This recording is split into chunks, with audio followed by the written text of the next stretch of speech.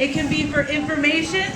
The participants share information of mutual interest. They do not debate the content of this information. So we're going to respect what each other has to say and just state what we have to say. Not argue about it, not interrupt one another. Kindergarten basics. Reflection. To jointly think through a subject, situation, or problem, information must be given, but there is no need to arrive at an immediate decision. Decisions. When the group must reach a joint conclusion or decision about a subject it has been involved in, to reach this, the two previous steps, having information and reflecting on it, must have been taken in order to build consensus. What do we understand by consensus?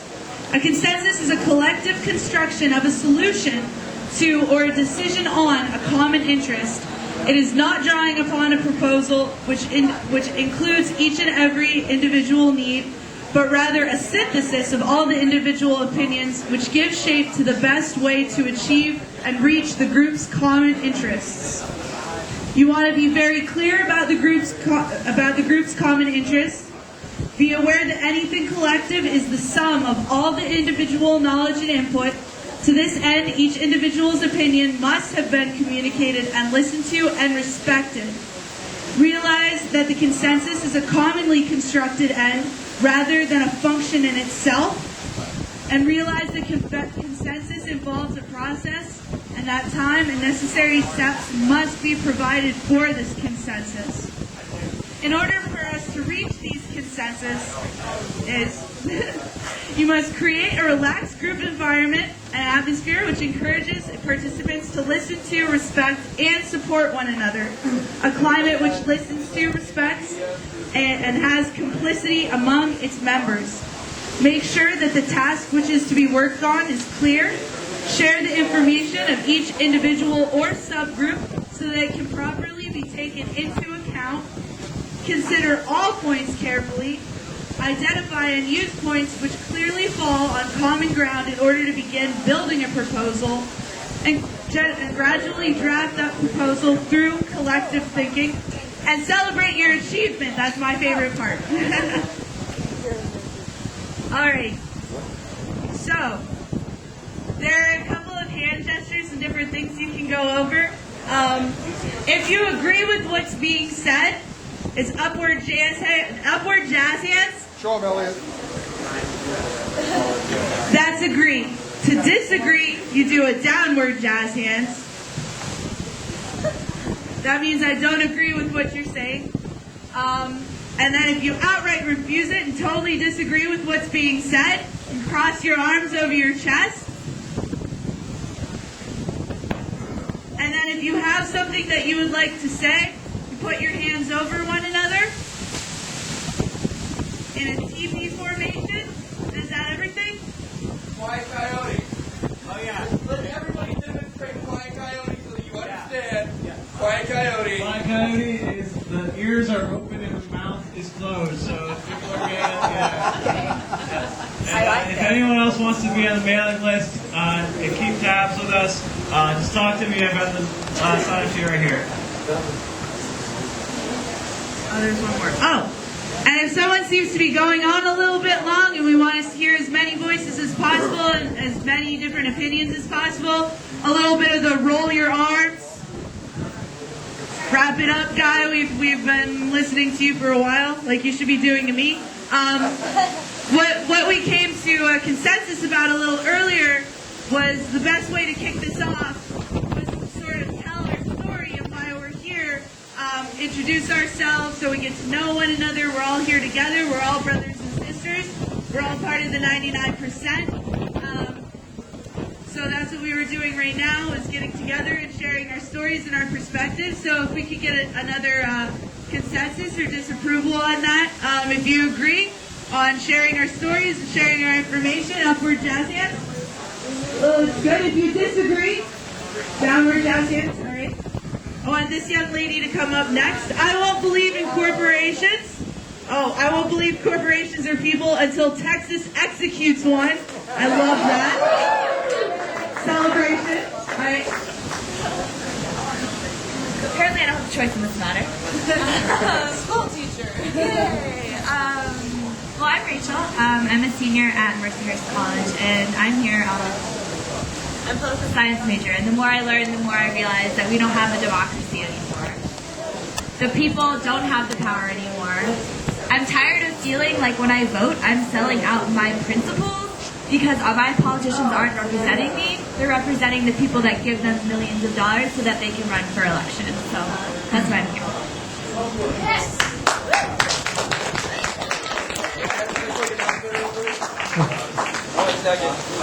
Anybody that's a smoker, like I am, please put your cigarette butts in your pocket, trash receptacle, something of that nature. Thank you very much. One right over here. My name is John Listison. I'm the business agent for Local 668 SEIU. We are here and we have been in New York supporting this struggle, and we are going to continue to support this struggle because we support the struggle of all working men and women in this country. I want to let you know that we're going to be here next week to continue to support this struggle, and the week after, and the week after, and the week after, until things change to what it is that we need.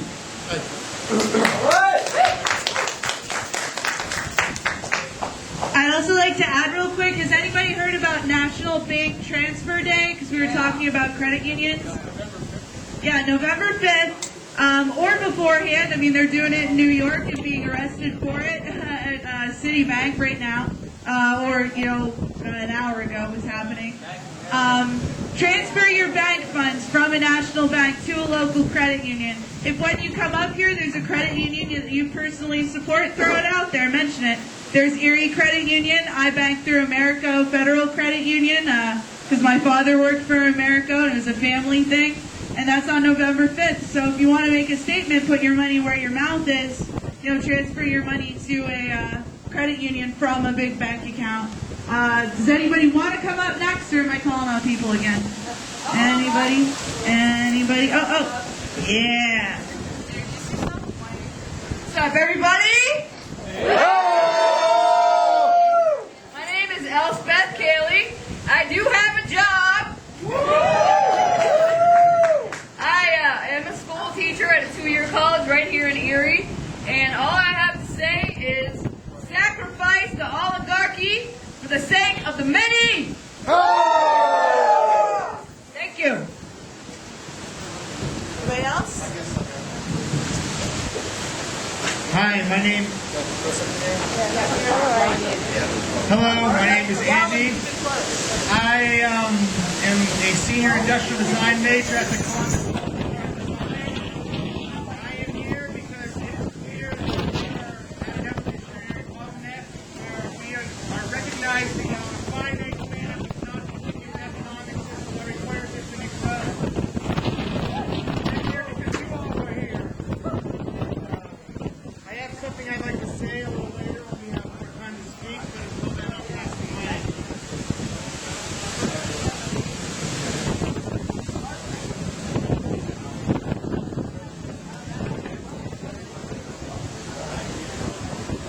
Hi everybody, my name is Mike.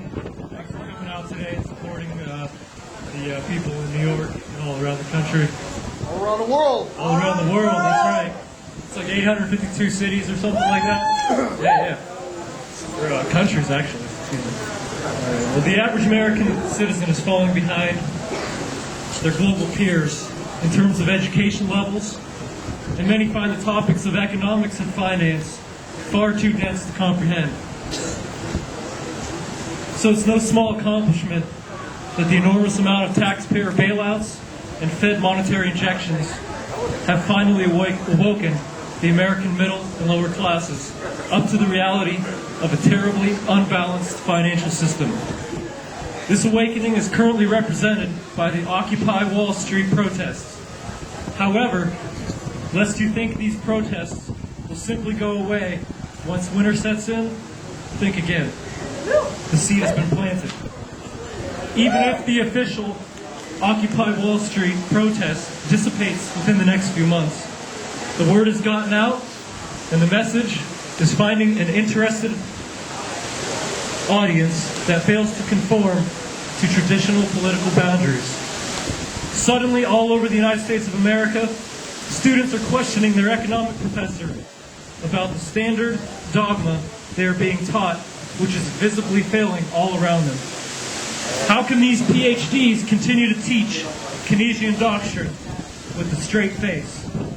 How can they possibly defend the bailouts in the Fed's enormous hand in manipulating asset prices as anything even remotely resembling capitalism? As these students graduate and begin their own careers, assuming they can find one in the first place, they will enter the workforce much more aware of the sleight of hand that has taken place, whereby organic growth was replaced with extremely dangerous debt growth. Then they will stop and think about their own student loans and the non-dischargeable nature of these that chain them to the very system that they are questioning. Now, the lower middle classes, it doesn't matter what your political affiliation is. Neither political party is really working for you. Both parties have contributed wildly to the overspending and financial corruption that currently burdens our fiscal and monetary accounts. 1 second, please. If you're unemployed due to your job being shipped overseas, have been kicked out of your house by robo-signing predatory banks, worry about the tax burden your children face, worried that your public or private pension will be woefully inadequate to maintain your current living standards, have mountains of debt by student loans owed to Sally Mae, you should be paying close attention and likely supportive of the Occupy Wall Street movement. I can't help but think of Gandhi's quote, "First they ignore you, then they laugh at you, then they fight you, then you win." It seems to me that we're approaching the end of the "then they laugh at you" phase. The next step is the "then they fight you" phase. This is the most critical point. We will need each other in a unit of solidarity and voice to protect our light, our fire from the winds of oppression, to know our rights as American citizens and protect them by every means necessary against all threats, foreign and domestic. Stand fast, people. Stay strong, people. Let your voice be heard. For the last and final phase is not too far. We win.